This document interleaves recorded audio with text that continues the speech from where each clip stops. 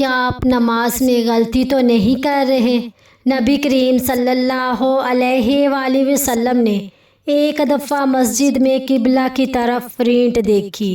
آپ صلی اللہ علیہ وآلہ وسلم مسجد میں موجود لوگوں پر بہت ناراض ہوئے اور فرمایا کہ اللہ تعالیٰ تمہارے سامنے ہے، اس لیے نماز میں تھوکا نہ کرو، یا یہ فرمایا کہ رینٹ نہ نکالا کرو۔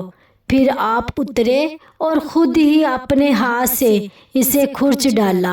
ابن عمر رضی اللہ تعالیٰ عنہما نے کہا کہ جب کسی کو تھوکنا ہی ضروری ہو تو اپنے بائیں طرف تھوک لے۔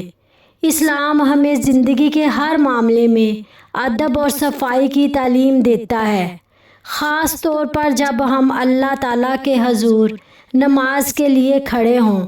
نماز صرف چند الفاظ پڑھنے کا نام نہیں، بلکہ اللہ تعالیٰ کے سامنے ادب، عاجزی اور احترام کے ساتھ کھڑے ہونے کا نام ہے۔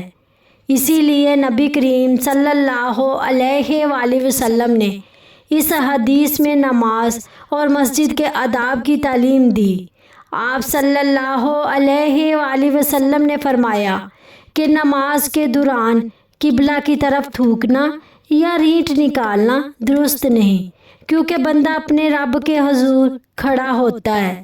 پھر آپ صلی اللہ علیہ وآلہ وسلم نے خود اپنے دست مبارک سے اسے صاف کر کے امت کو یہ عملی سبق دیا کہ مسجد کی صفائی اور اس کا احترام ہر مسلمان کی ذمہ داری ہے۔ نماز اور مسجد کا احترام کریں، صفائی کو اپنائیں اور ہر عبادت ادب و خشوع کے ساتھ ادا کریں۔